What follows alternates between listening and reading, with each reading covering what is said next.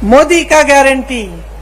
और दुनिया क्या कहे दुनिया इस मोदी जी के गारंटी का, कि जब आपने 15 लाख का गारंटी दिया था, हमारे खाते तो आज तक खाली हैं। ये आपका गारंटी क्या है? आपने कहा था कि आप करोड़ों रोजगार देंगे, क्या हुआ? तमाम नौजवान बेरोजगार खड़े हैं आपके केंद्र सरकार में, इतने पद खाली हैं, आपने भरे ही नहीं। कहां गई आपकी गारंटी? कौन सी खोखली गारंटी है? आपने कहा था बेरोजगारी को मिटाएंगे, आज 45 साल में सबसे ज्यादा बेरोजगारी हमारे देश में आपकी बदौलत है।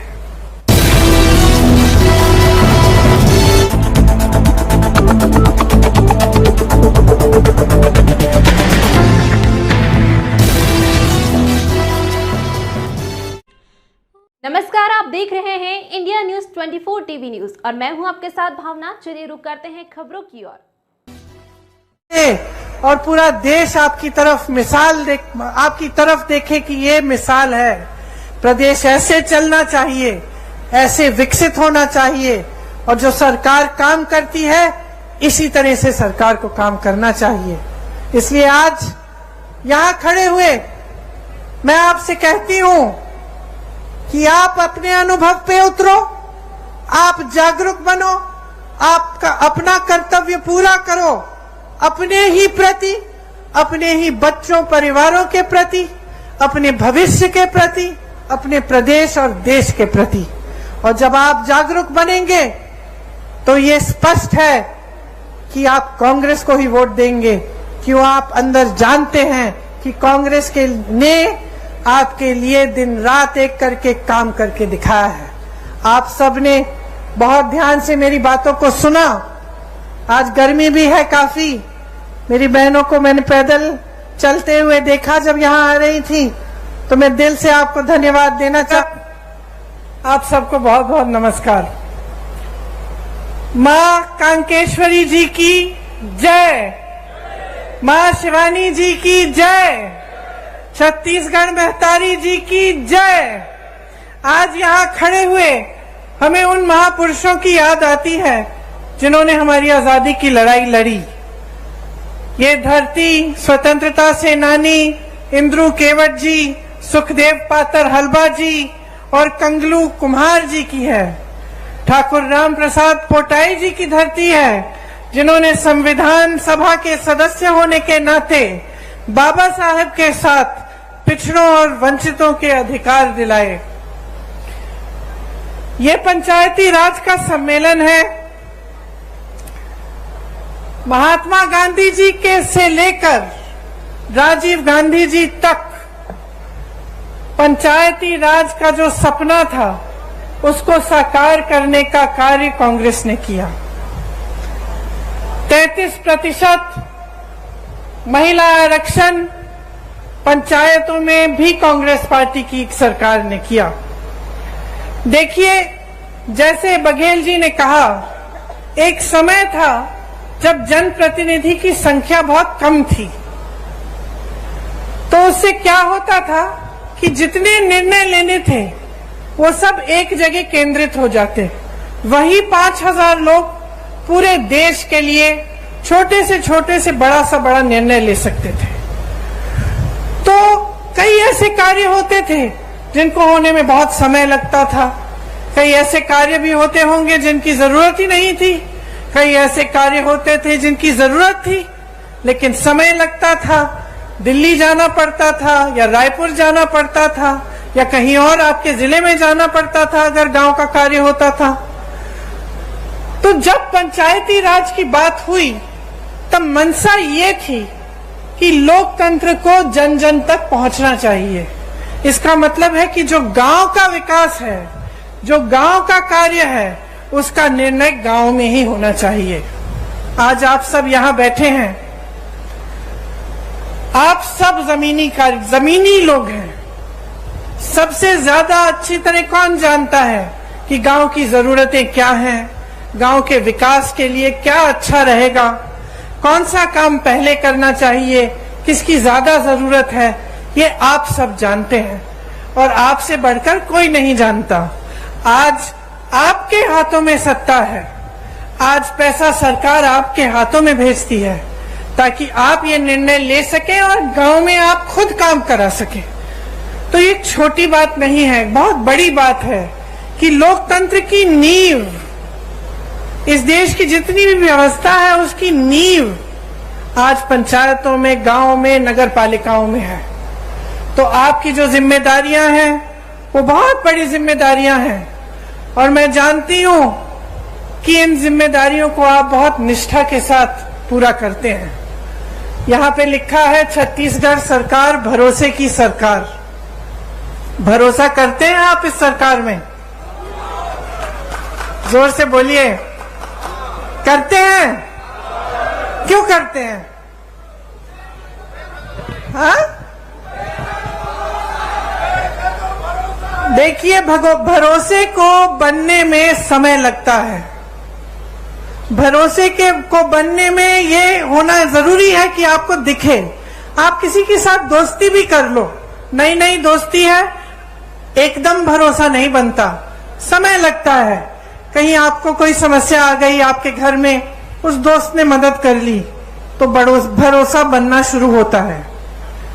कहीं सबने आपके बारे में कुछ गलत कह दिया, वो दोस्त खड़ा हो गया, उसने कहा नहीं वो ऐसा नहीं है, मेरा दोस्त है, तो आपका भरोसा बनता है कि नहीं। तो सरकार के साथ भी अनुभव से ही भरोसा बनता है। और अनुभव किस चीज का होता है? निष्ठा का होता है। आप देखते हैं कि यह सरकार हमारे लिए काम कर रही है। क्या इस सरकार के लिए जनता सर्वोपरि है कि नहीं? क्या इस सरकार में ऐसे मंत्री हैं, ऐसे लोग हैं जो सबसे पहले अपना फायदा देखते हैं या सबसे पहले जनता का फायदा देखते हैं? और जब आपको अपने अनुभव से पता चलता है कि हाँ हमारे गांव में काम हो रहा है, हमारे नगर में काम हो रहा है, प्रदेश का निर्माण हो रहा है, हमारी कोई समस्या होती है उसके हल के लिए कार्य हो रहा है, तभी आपका सरकार में भरोसा बनता है। तो आज अगर छत्तीसगढ़ की कांग्रेस की सरकार में आपका भरोसा है तो ये इस वजह से है कि छत्तीसगढ़ की जो कांग्रेस की सरकार है वो कांग्रेस की एक बहुत पुरानी परंपरा को आगे बढ़ा रही है। कैसे? आप तो जानते ही हैं कि मेरे परिवार का आपके साथ एक बहुत पुराना रिश्ता है। पंडित जवाहरलाल नेहरू जी यहाँ स्वतंत्रता संग्राम के दौरान आए, उसके बाद भी वो पूरे प्रदेश के कोने कोने तक उन्होंने दौरा किया, आपके पास आए, आपकी समस्याओं को समझा।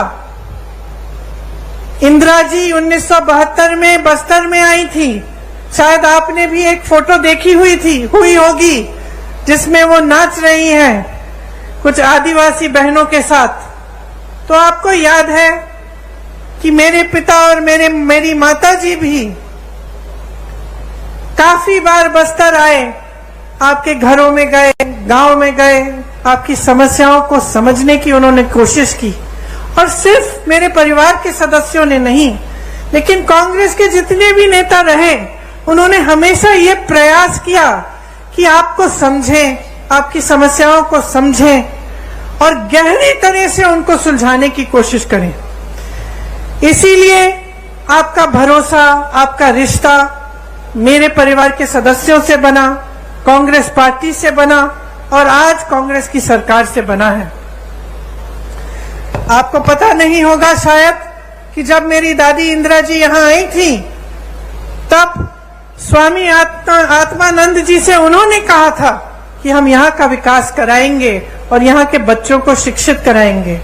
तो आप ये इस बात का मिसाल कि कांग्रेस पार्टी की पुरानी परंपरा को आज कायम रखने का काम हमारी सरकार कर रही है, यही मिसाल है कि इंदिरा जी ने उस समय कहा था, भूपेश बघेल जी आज कर रहे हैं। स्वामी आत्मानंद जी के नाम से जिले जिले में नए विद्यालय खोले हैं। यहाँ मैं स्टॉल में गई तो मैं कुछ बच्चों से मिली, कितना गर्व होता है, मुझे गर्व होता है, आपको तो और भी गर्व होता होगा कि यहाँ के बच्चे पढ़ाई कर रहे हैं, आगे बढ़ रहे हैं। किसी ने नीट की परीक्षा पास की है, किसी ने जी की परीक्षा पास की है। तो आपको कितना गर्व होगा कि आज जो आपके प्रदेश में सरकार है वो आपको आगे बढ़ाने का काम कर रही है।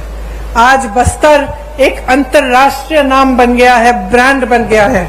यहाँ एक मॉडल बना है मिलेट प्रोसेसिंग प्लांट का। ये एशिया का सबसे बड़ा मिलेट प्रोसेसिंग प्लांट है और इसमें विजन देखिए, ये बात देखिए कि ये बहुत आधुनिक चीज है एक तरह से, क्योंकि आजकल ये बात बहुत चल रही है कि जैसे मिलेट के जो पदार्थ हैं वो सेहत के लिए बहुत अच्छे हैं। पूरी दुनिया भर में लोग इसकी डिमांड कर रहे हैं और एशिया में सबसे बड़ा प्लांट कहाँ है? यहाँ बस्तर में है। कोदो, कुटकी, रागी और ज्वार की खेती यहाँ पे किसानों की आय बढ़ा रही है। बस्तर एक पर्यटन स्थल बन गया है जहाँ देश भर से लोग आते हैं आपकी प्रकृति की सुंदरता को देखने के लिए। बहुत लोगों को रोजगार मिला, आपकी संस्कृति, आपकी हुनर, आपकी कला को बढ़ावा मिला है और उसको बदलने की कोई कोशिश नहीं कर रहा है। आप पर कोई अपनी संस्कृति को ठोसने की कोई कोशिश नहीं कर रहा है। आप ही की संस्कृति को आगे बढ़ाया जा रहा है। 60 से ज्यादा वन उपज आज समर्थन मूल्य पर खरीदे जा रहे हैं। देश में कुल वन उपज जितने भी हैं उनमें सबसे ज्यादा योगदान छत्तीसगढ़ से है। लखनपुरी, चरामा में रोजगार बनाने के लिए औद्योगिक क्षेत्र विकसित किए गए हैं। तो इतना सारा काम आपके क्षेत्र में हो रहा है। भाजपा के राज में क्या था? मेरे से अच्छी तरह आप जानते हैं, हिंसा का राज था। लोग यहां आने से डरते थे। निर्दोष आदिवासी भाई बहनों को जेल में डाल दिया जाता था। हर तरफ हिंसा, भय और उत्पीड़न था। आज कांग्रेस की सरकार ने खूब परिश्रम करके 5 सालों के अंदर अंदर आपको उस हिंसा की जाल से निकाला है और आपको प्रगति, इसीलिए आज भी उनके गुजर जाने के 30 साल से ज्यादा गुजर गए, लेकिन आज भी आप उनकी याद करते हैं और उन पर आज भी भरोसा है। बघेल जी की सरकार पर भी इसी तरह से आपका भरोसा है, क्योंकि उन्होंने गरीबों के लिए, पिछड़ों के लिए, आदिवासियों के लिए, भाई बहनों के लिए इतना काम करके आपको दिखाया है। आप जानते हैं कि गांव में मनरेगा लाने वाली भी कांग्रेस पार्टी थी और ये आपका सौभाग्य है कि कांग्रेस की सरकार है आपके प्रदेश में, तो इन चीजों पर रोक नहीं है। कल मैं मध्य प्रदेश में थी और मुझे बताया गया कि मध्य प्रदेश में पंचायतों की जो सत्ता है, पंचायतों को जो पैसा मिलता है, उसमें काफी रोक आया है, काफी कम हो चुका है और काफी पंचायतों की शक्ति को कम किया गया है। तो यहाँ कांग्रेस की सरकार है, आपको मजबूत बनाने का काम किया जाता है।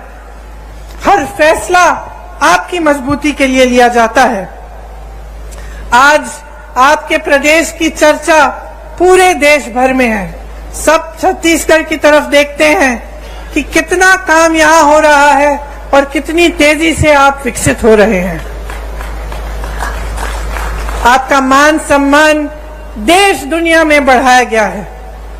सबसे बड़ी खुशी की बात यह है कि यहाँ विकास हर गांव में हो रहा है, किसान मजबूत हो रहा है, यहाँ का किसान खुश है। बाकी प्रदेशों में हम जाते हैं तो दुखी है किसान, त्रस्त है, परेशान है। यहाँ आते हैं तो किसान खुश हैं।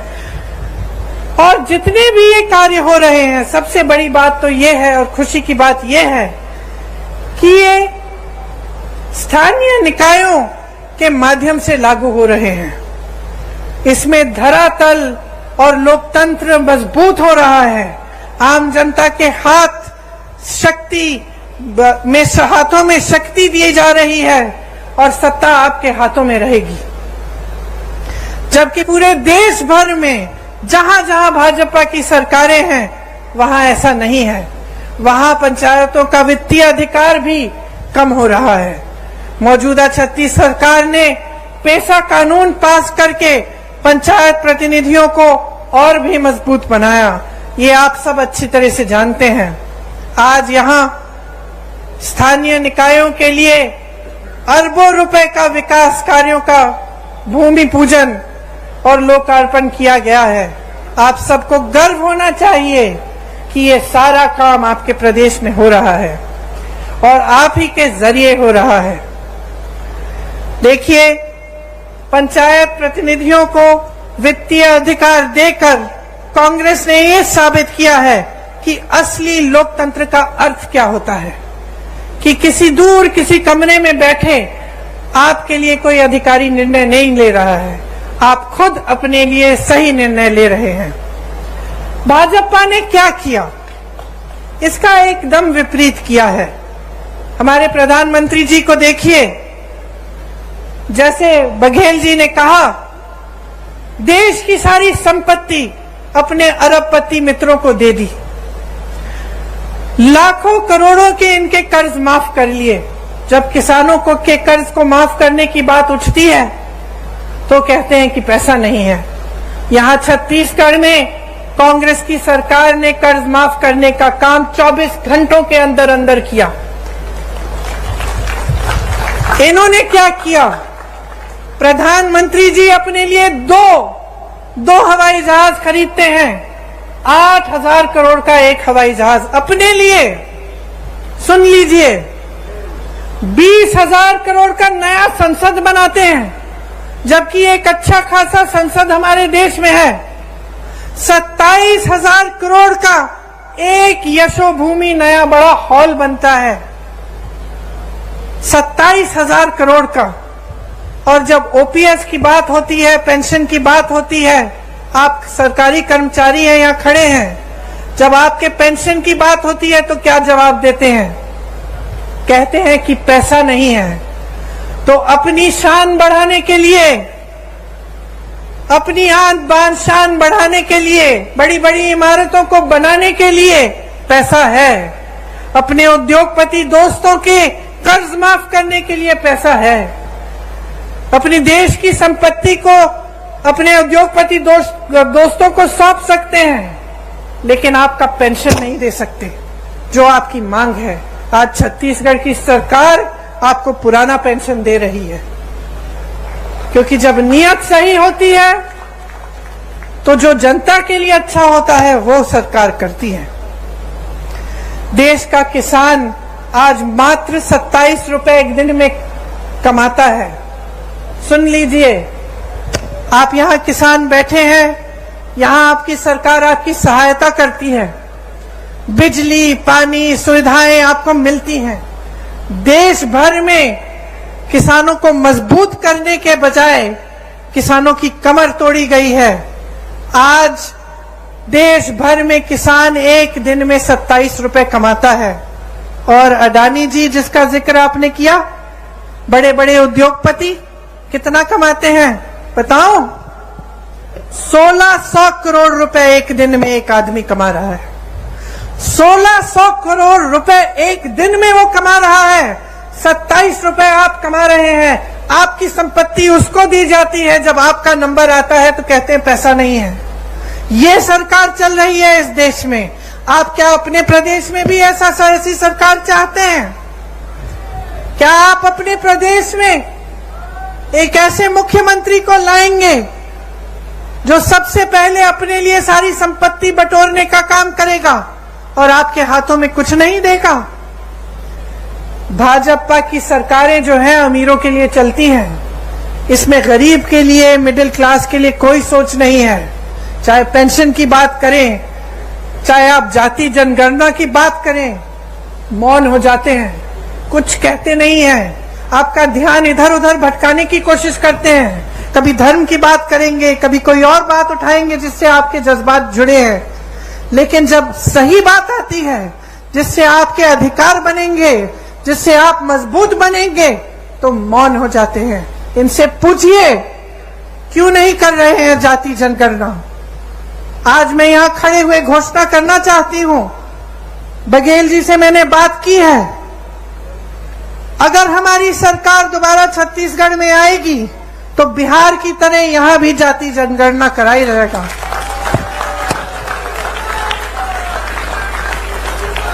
बिहार में आपने देखा है, बिहार में बिहार में आंकड़े आपने देखे हैं, 84% ओबीसी, एससी, एसटी के लोग हैं। मैं आपसे आज पूछना चाहती हूं कि बड़े बड़े पोस्ट में, बड़े बड़े अधिकारियों के जहां जहां सत्ता है, वहां क्या 84% ओबीसी, एससी, एसटी के लोग हैं? जवाब दीजिए, हैं? क्या उनका अधिकार नहीं है? तो जाति जनगणना क्यों नहीं हो सकती? होनी चाहिए। देखिए, जब आपकी काम की बात होती है, ये लोग मौन हो जाते हैं, या फिर जैसे मैंने कहा, आपका ध्यान कहीं और भटकाने की कोशिश करते हैं। इन्होंने जितनी महंगाई इस देश में बढ़ाई है, वो मेरी बहनें जो यहां बैठी हैं, वो बहुत अच्छी तरह समझती हैं, क्योंकि पूरे समाज, परिवार का बोझ उठाती हैं। आप चाहती हैं कि आपके बच्चे बड़े हों, पढ़े लिखें। जब आप स्कूल की फीस भरने जाती है, कितनी मुश्किल होती है आपके लिए। जब आपको उनकी वर्दी खरीदनी पड़ती है, उनकी किताबें खरीदनी पड़ती हैं, उनके लिए कोई नए कपड़े लेने पड़ते हैं, जूते लेने पड़ते हैं, सब पे जीएसटी टैक्स लग जाता है। सब पे केंद्र सरकार ने टैक्स लगाया है और उसका दाम बढ़ा दिया है। टैक्स आप दे रहे हैं और मौज उनके उद्योगपति दोस्त कर रहे हैं।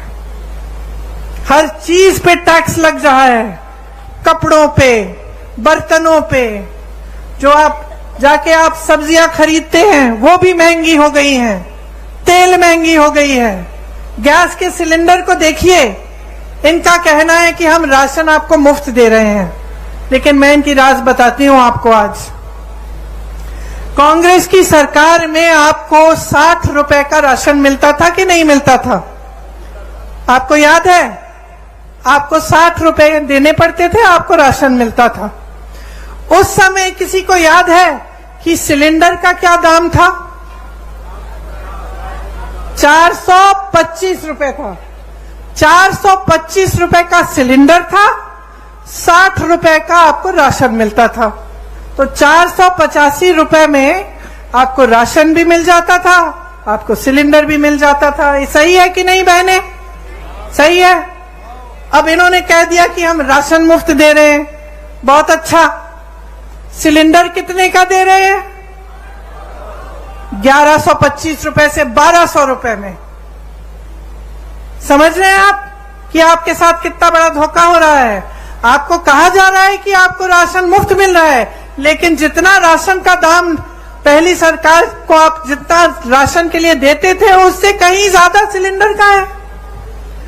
तो जहां आपको 485 रुपए में दोनों चीजें मिल जाती थी, आज 1125 रुपए में एक सिलेंडर मिल रहा है। कौन खरीदेगा? अरे इनके उद्योगपति दोस्त आपके घर आके आपके लिए सिलेंडर खरीदेंगे। जहां जहां रोजगार का मौका था, इन्होंने खत्म कर दिया। नौकरियां मिलती थी, रोजगार मिलता था पीएसयू से। इसीलिए पंडित जवाहरलाल नेहरू का जो नजरिया था उस समय कि बड़े बड़े पीएसयू बनाए ताकि जनता को रोजगार मिले, आज वो पीएसयू बिक गए हैं, निजी बन गए हैं। उसमें ना आरक्षण मिलेगा और ना रोजगार मिलेगा। आपको खेती किसानी से रोजगार मिलते थे, और पूरे देश भर में किसान को इतना कमजोर बना दिया है कि वो बेचारा कमा नहीं पा रहा है। डीजल में जीएसटी, पेट्रोल में जीएसटी, खाद महंगी, सब चीज महंगा, गुजारा नहीं हो रहा किसानों का।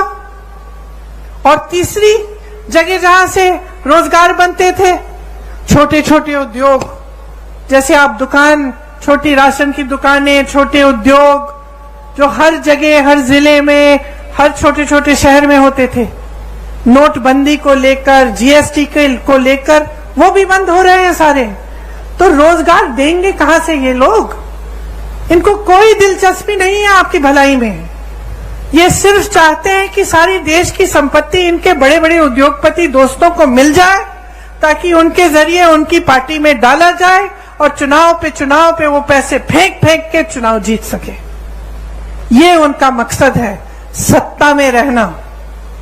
और जो नेता सिर्फ सत्ता में रहना चाहता है और वो ये नहीं समझता कि सत्ता देने वाली पब्लिक है, तो वो नेता पब्लिक की भलाई कभी नहीं कर सकता। आज बघेल जी ने कहा कि यहां पे प्रधानमंत्री जी आकर कहते हैं कि अगर देश भर में धान खरीदी का सबसे ज्यादा यहां पे दाम मिलता है तो उनकी बदौलत है। अब बताइए, ये जब प्रदेश सरकार काम करती है तो उसका श्रेय भी लेना चाहते हैं, इससे उनकी नीयत दिखती है। मैं उत्तर प्रदेश से आती हूं, मैं इनसे पूछना चाहती हूं, बनारस में धान खरीद का क्या दाम है? बनारस तो इन्हीं की जगह है, वहीं से चुनाव लड़ते हैं, क्या वहां पे दे रहे हैं जितना यहां छत्तीसगढ़ में मिल रहा है आपको धान के लिए? मैं पूछना चाहती हूं कि उत्तर प्रदेश में 1200-1400 का दाम क्यों मिल रहा है? फिर अगर आप ही देने वाले हैं तो सबसे पहले तो अपनी जगह दीजिए ना बनारस में। जगह जगह जाके प्रधानमंत्री जी कहते हैं कि मेरा गारंटी, मोदी का गारंटी, और दुनिया क्या कहे? क्या कहे दुनिया इस मोदी जी के गारंटी का कि जब आपने 15 लाख का गारंटी दिया था, हमारे खाते तो आज तक खाली हैं।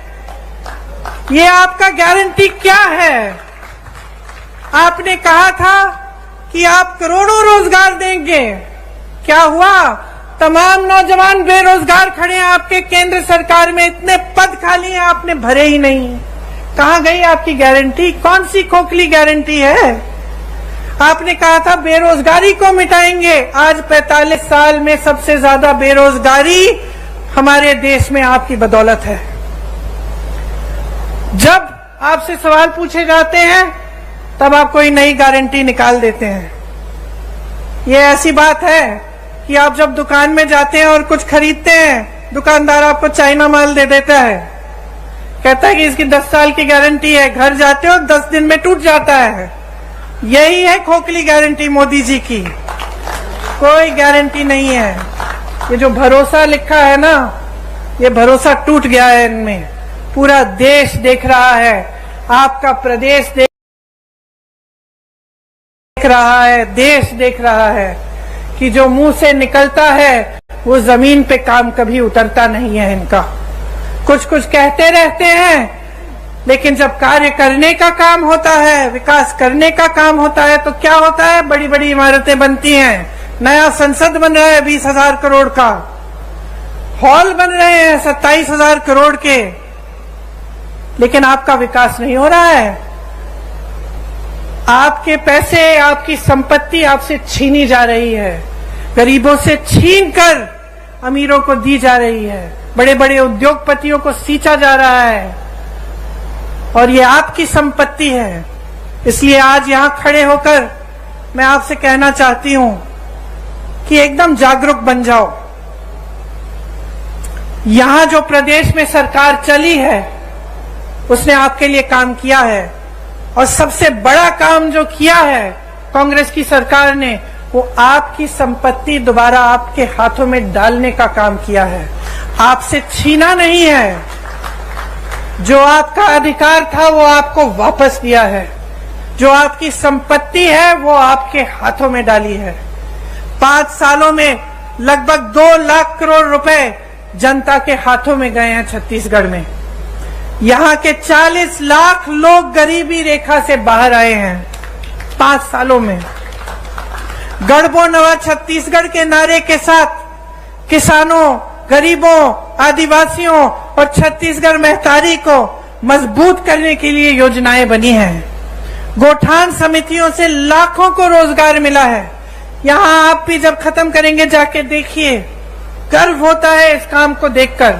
जहाँ जितने भी उत्तर भारत में इतनी बड़ी समस्या बन गई है आवारा पशुओं की, उत्तर प्रदेश की हूं, मैंने आपसे कहा, वहां आप देखिए, जहां देखेंगे वहां आवारा पशु खेती खा रही है। महिलाएं परेशान हैं, रात भर उनके पतियों को खेती में बैठना पड़ता है, निगरानी करनी पड़ती है, और दिन भर वो जाती हैं कि किसी न किसी तरह से खेती बच जाए। लेकिन सरकार ने इस समस्या को हल करने के लिए कुछ नहीं किया। यहाँ छत्तीसगढ़ में मैं गर्व से कहना चाहती हूं कि जो गौठान योजना है उससे ये समस्या हल भी हुई है और इससे आपकी प्रगति भी हुई है और आपको रोजगार मिले हैं, आपकी कमाई हुई है। वहां खड़ी हुई मेरी बहनें खुशी से खिलखिला रही हैं। मैंने जब उनसे पूछा खुश हो, मुस्कुरा के कहीं खुश है। कितना कमाया है? हमारे समूह ने 1 लाख कमाया है। गर्व से कह रही हैं। अब इनको कौन दबाएगा? आगे बढ़ना शुरू हो गया है, विकसित होना शुरू हो गया है। तो यही चाहते हैं आप प्रदेश की सरकार से। खेती में देखिए, जैसे मैंने कहा, देश भर में किसान त्रस्त है, परेशान है, लेकिन यहाँ पे किसान खुश क्यों है? उसका कर्ज माफ किया गया, उसको सुविधाएं दी गई, धान के खरीद के जो दाम है सबसे ज्यादा है, तो खुश क्यों नहीं होगा? ये एकमात्र प्रदेश है पूरे देश में जहां लोग किसानी का काम करना चाह रहे हैं, नए रोजगार बन रहे हैं इसके द्वारा। जैसे मैंने पहले कहा, आपकी जो उपज है, गन्ना, मक्का, कोदो, कुटकी, रागी, तिलहन, इन सब की किसानी के लिए आपको अतिरिक्त लाभ मिलता है। गाय, गांव, गोठान द्वारा किसानों की मदद हो रही है। प्रदेश में जितना संसाधन है, जितना धन है, सारा किसान, महिलाओं, आदिवासियों और दलितों के हाथों में दिया जा रहा है, आपके हाथों में वापस दिया। भूमिहीन कृषि मजदूरों को सालाना गोबर की खरीद अब तक 425 करोड़ का भुगतान इसमें हुआ है। आप सोचिए कितना लाभ हो रहा है आपका। इसीलिए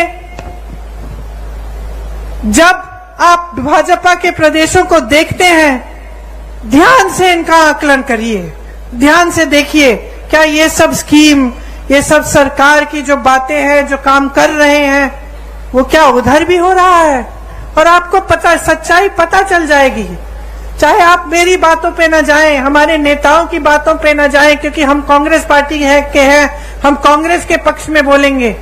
लेकिन आप अगर आंख खोल के, अगर जागरूक बनेंगे और अगर दूसरे प्रदेशों की ओर देखेंगे, तो आपको कांग्रेस के प्रदेशों में और उन प्रदेशों में बहुत फर्क दिखेगा। आज राजस्थान, कर्नाटका, हिमाचल प्रदेश और छत्तीसगढ़ में ओपीएस लागू है। आज जो वादे उन प्रदेशों में किए गए वो पूरे कर दिए जा रहे हैं। महिलाओं को हर महीने कुछ मिल रहा है कर्नाटका में, हिमाचल में शुरू होने जा रहा है। राजस्थान में जैसे यहाँ पर आपको चिकित्सा के लिए जब आप बीमार पड़ते हैं तो आपको 25 लाख तक मुफ्त इलाज मिलता है। तो ये सिर्फ छत्तीसगढ़ की बात नहीं है, ये कांग्रेस में जहां जहां सरकार है उन प्रदेशों की बात है और ये सच्चाई है। तो इसमें कोई अगर आपको शक हो, आप खुद पूछ लीजिए, किसी राजस्थानी से पूछ लीजिए कि क्या हो रहा है उस प्रदेश में। और आपको तो छत्तीसगढ़ का अनुभव है ही, आप तो जानते ही हैं कि यहाँ कितनी प्रगति हुई है और आपके लिए कितनी चीजें की हैं। किसानों की यहाँ हजारों करोड़ रुपए की सब्सिडी है। तेंदुपत्ता बंडल का दाम 4000 रुपए तक बढ़ाया गया है। बीपीएल परिवारों का 5 लाख तक निःशुल्क इलाज हो रहा है और जो जेनेरिक दवाइयां हैं उसमें 50 से 75% तक छूट भी मिल रही है। महिलाओं के लिए मेरी बहनें कितनी योजनाएं हैं, मैं गिनवा सकती हूँ आपको।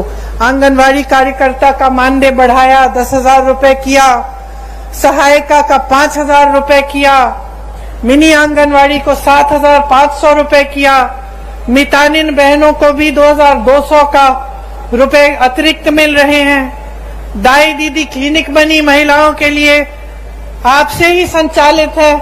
कितना अच्छा लगता है ये देखकर कि आप खुद इन क्लिनिकों का संचालन कर रही हैं और आप ही का लाभ हो रहा है। सरकारी कॉलेजों में लड़कियों को स्नातक तक मुफ्त शिक्षा मिल रही है। इतना अच्छा लगता है। यहाँ मेरी छोटी बेटियां खड़ी हैं जो इंग्लिश में बोल रही हैं, जो कह रही हैं कि मैं बड़ी होकर डॉक्टर बनूंगी, मैं बड़ी होकर कलेक्टर बनूंगी। स्वामी आत्मानंद स्कूल की बात की हमने, जिनके बारे में आदिवासी बच्चियों की शिक्षा के लिए इंदिरा जी ने बोला था, बघेल जी ने वो सपना साकार किया। ऐसी 50% महिलाओं के लिए उसमें आरक्षण है। स्वयं सहायता समूह का करोड़ों का कर्ज माफ किया और करोड़ों की कमाई भी होगी जब इस तरह के कार्य किए जाते हैं उनके लिए। तो इस तरह की तमाम स्कीमें हैं जो सिर्फ आपके लिए, आपके हाथों में सत्ता, आपके हाथों में आपकी संपत्ति देने के लिए बनाई जा रही हैं। मैं गर्व से आज एक और घोषणा करना चाहती हूं कि अगर हमारी सरकार फिर से प्रदेश में आएगी तो 10 लाख आवास गरीबों को दिए जाएंगे।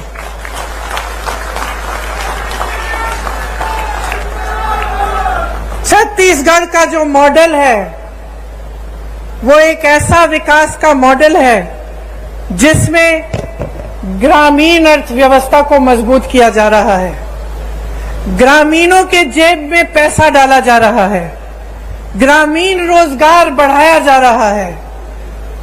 यहां से पलायन की जरूरत ही नहीं पड़ेगी, उल्टा पलायन यहां होगा, क्योंकि इतना रोजगार, इतनी प्रगति यहां प्रदेश में हो रही है कि सबसे पहले तो कोई छोड़ के जाना नहीं पड़ेगा किसी को रोजगार ढूंढने के लिए, और दूसरा लोगों को लगेगा कि चलो हम छत्तीसगढ़ जाएं, वहां पे व्यापार करेंगे तो हम वहां विकसित हो सकेंगे। तो ये एक बहुत बड़ी बात।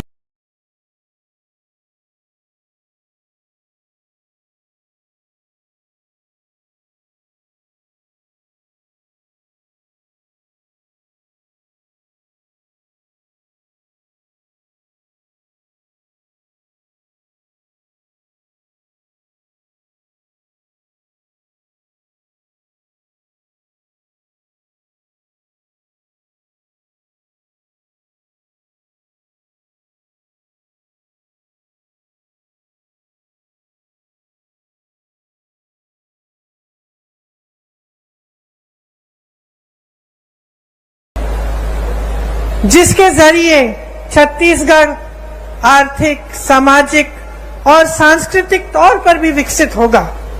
आप तो जानते ही हैं कि यहाँ राम सीता वन गमन पथ बनाया है।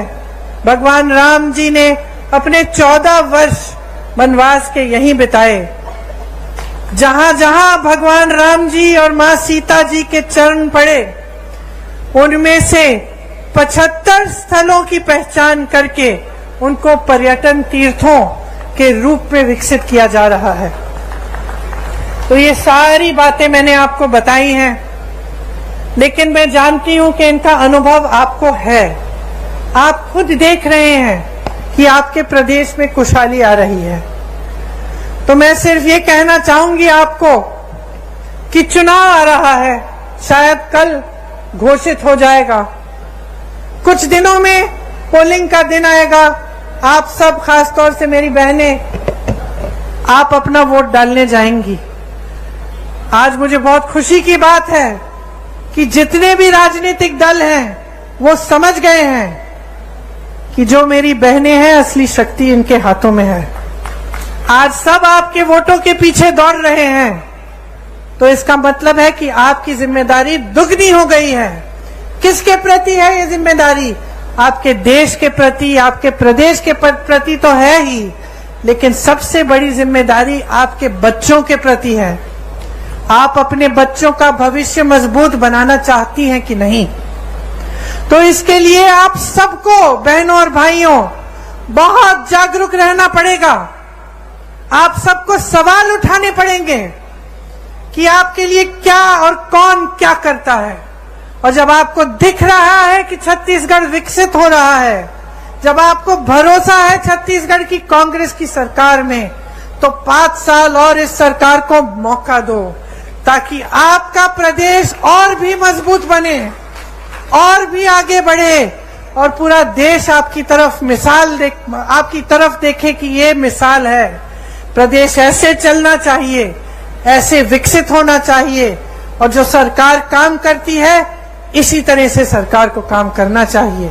इसलिए आज यहां खड़े हुए मैं आपसे कहती हूं कि आप अपने अनुभव पे उतरो, आप जागरूक बनो, आपका अपना कर्तव्य पूरा करो, अपने ही प्रति अपने ही बच्चों परिवारों के प्रति, अपने भविष्य के प्रति, अपने प्रदेश और देश के प्रति।